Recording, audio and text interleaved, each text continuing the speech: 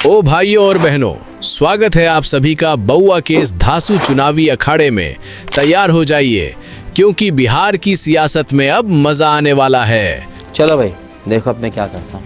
Exit poll आ गए हैं और जो तस्वीर सामने आई है वो पटना की ठंडी लस्सी जैसी नहीं बल्कि गर्मा गर्म लिट्टी चोखा जैसी तगड़ी है।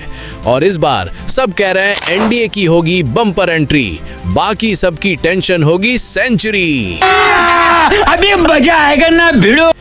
चलो सबसे पहले नंबर गिनते हैं। एग्जिट पोल कह रहा है एनडीए यानी बीजेपी प्लस जेडीयू प्लस साथी ये लोग 136 सीट तक मार सकते हैं।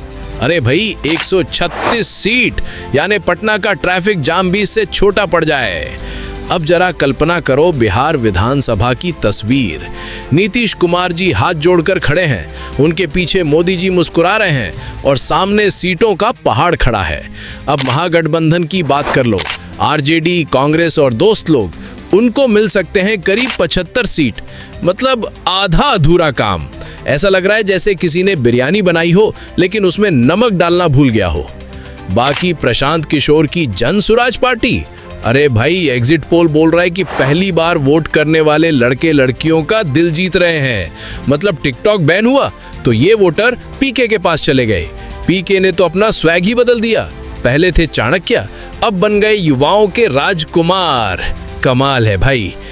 देखो भाई, बिहार की पॉलिटिक्स को समझना आसान नहीं है। यहाँ नेता बदलते हैं गठबंधन, ऐसे जैसे लोग बदलते हैं मच्छरदानी के अंदर पोजीशन, आज यहाँ तो कल वहाँ।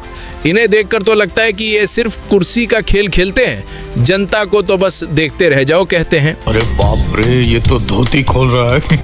बीजेपी और जेडीयू का मिलन, वही पुराना वाला तुम मिले दिल खिले, वही पुरानी लव स्टोरी जिसमें ब्रेकअप होता है, फिर पैचअप होता है और फिर ब्रेकअप का डर सताता है।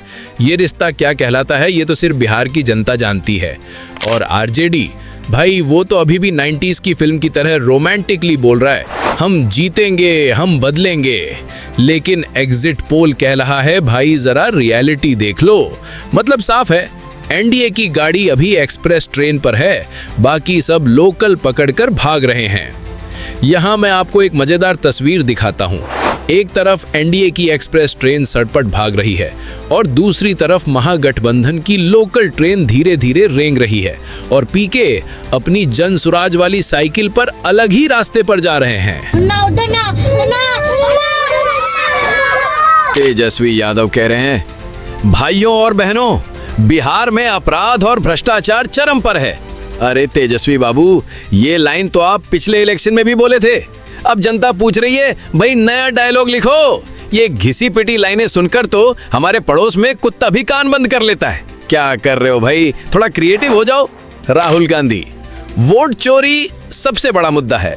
अरे राहुल जी, आपकी बात सही है, लेकिन जनता पूछ रही है वोट चोरी हुई तो पकड़ेंगे कौन? सीआईडी, क्राइम पेट्रोल या फिर एसीपी प्रद्युमन?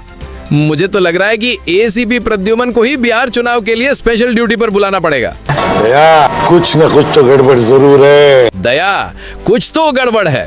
अखिलेश यादव, अगर वोट चोरी हुई तो नेपाल जैसे हालात हो जाएंगे। भाई बिहार चुनाव में नेपाल क्यों घुसा रहे हो? जनता बोली नेपाल जाने का खर्चा दो, हम खुद हालात देख लेंगे। क्या गजब के बयान है भाई। ऐसा लगता है ये नेता चुनाव लड़ने नहीं बल्कि स्टैंड अप कॉमेडी करने आते हैं। अब आंकड़े समझ लो। एग्जिट पोल बोलता है एनडीए 48.9% वोट, महागठबंधन 35.8% वोट, बाकी पार्टी और पीके 10%। अरे भाई 48% मतलब बिहार की आधी जनता एनडीए की झोली में डाल रही है। ये तो ऐसा है जैसे किसी शादी में आधे मेहमान एक तरफ और आधे दूसरी तरफ, लेकिन खाना सिर्फ एक तरफ बढ़िया बन रहा हो। और महागठबंधन 36% में से आधा तो पप्पू यादव की पप्पूगिरी ले जाएगा, बाकी बचेगा कांग्रेस का हाथ और लालू परिवार का लालटेन।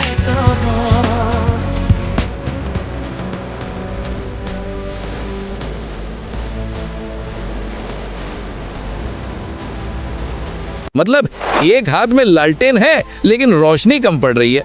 जन सुराज वाले पीके को यूथ का सपोर्ट मिल रहा है। मतलब जेईई, नीट और एसएससी का रिजल्ट लेट आए लेकिन पीके का रिजल्ट जल्दी आ गया। युवा वोटर्स कह रहे हैं हमें पुरानी पार्टियों से नया चेहरा चाहिए और पीके मुस्कुरा रहे हैं, हम है ना, यहाँ देखिए एक ग्राफ के जरिए ये आंकड़े कितने साफ दिख रहे हैं। जैसे जैसे एनडीए का ग्राफ ऊपर जा रहा है, महागठबंधन का नीचे आ रहा है और पीके का हल्का हल्का ऊपर चढ़ रहा है। पटना की गलियों में अभी यही चर्चा हो रही है, भाई एनडीए जीतेगा तो कौन सीएम बनेगा? नीतीश बाबू फिर से कुर्सी पर बैठेंगे या कोई नया चेहरा आएगा?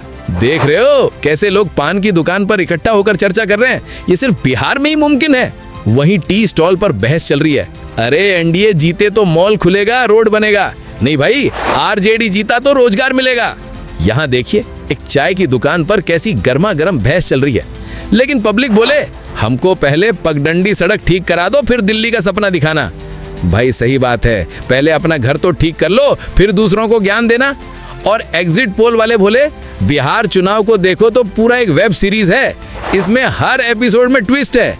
एक बार जेडीयू पलटू राम बनता है, एक बार आरजेडी गुस्सैल हीरो बनता है और बीजेपी, भाई बीजेपी तो हमेशा डायलॉग मारती है मित्रों बिहार के विकास की बात है। तो भाई एग्जिट पोल का नतीजा तो साफ कह रहा है, एनडीए आगे बाकी सब पीछे। ये तो ऐसा है जैसे क्लास में एक बच्चा टॉप कर रहा हो और बाकी सब बस पास होने की कोशिश कर रहे हो। लेकिन याद रखो एग्जिट पोल है, फाइनल रिजल्ट नहीं, क्योंकि बिहार में वोटिंग और शादी के कार्ड में हमेशा सस्पेंस रहता है।